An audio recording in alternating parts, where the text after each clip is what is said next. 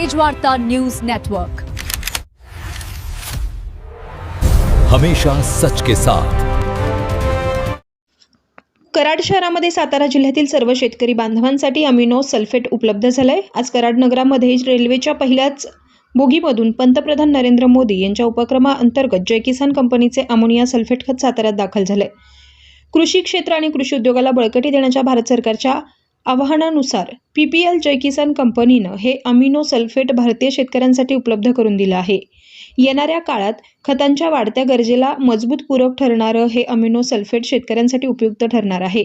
या खताच्या उपलब्धतेमुळे सातारा जिल्ह्यातील शेतकऱ्यांना मोठा फायदा होणार असून उत्पादन वाढीस मदत होईल असा विश्वास व्यक्त करण्यात येतोय। या उद्घाटन प्रसंगी भाजपचे उपाध्यक्ष विक्रमसिंह पावसकर बापा, जिल्हा परिषद सदस्य सागर शिवदास पराग, रामगुडे, साहिल मोरे, आयन मनेर, धनाजी माने, लाडसाहेब आणि कोळीसाहेब यांची प्रमुख उपस्थिती होती।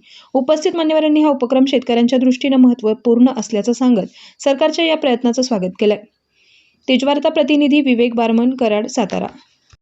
गणपती बाप्पा मोरया, जय किसान, जय मुकदम बोलो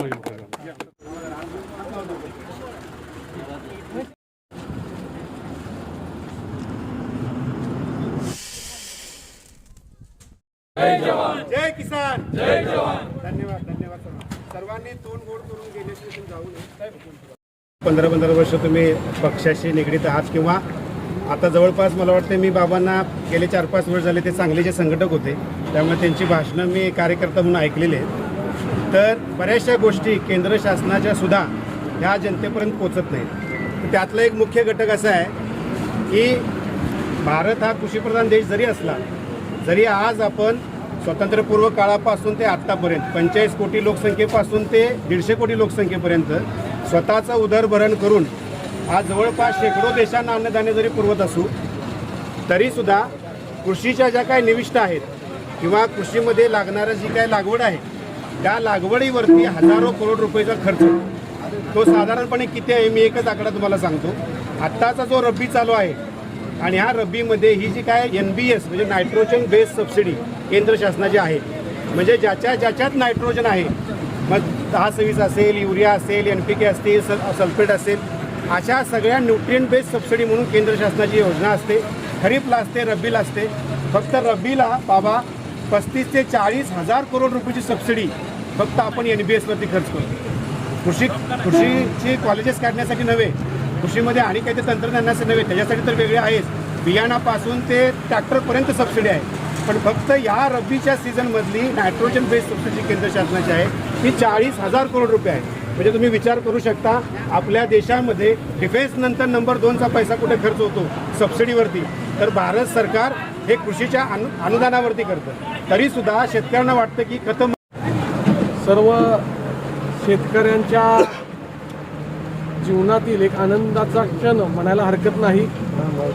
जय किसानच्या माध्यमातून आणि देशाचे लाडके पंतप्रधान नरेंद्रजी मोदी यांच्या संकल्पनेतून आज जो युरिया अमोनियम सल्फेटचा जो उपक्रम राबवण्यात आला, म्हणजे बळीराजाला एक ताकद देण्याचा प्रयत्न हा केंद्र सरकारच्या माध्यमातून आणि त्याचबरोबर जय किसानच्या माध्यमातून करण्यात आला।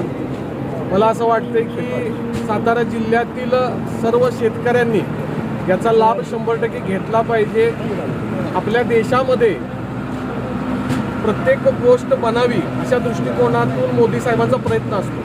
मग ती मोबाईल असतील, शेतकऱ्यांना लागणाऱ्या विविध वस्तू असतील, अशा दृष्टिकोनातून सातत्यानं प्रयत्न करणारे आपल्या देशाचे लाडके पंतप्रधान मोदी साहेबांचं खऱ्या अर्थानं अभिनंदन केलं पाहिजे। आणि समाजापर्यंत त्याचबरोबर शेतकऱ्यांपर्यंत हा जो उपक्रम आहे तो पोचला पाहिजे। हे जे प्रोडक्ट आहे ते पोचलं पाहिजे या दृष्टिकोनातून सातत्यानं जय किसानच्या माध्यमातून लाडसाहेब असतील, त्याचबरोबर कोळीसाहेब असतील, हे सातत्यानं धडपड करत असतात।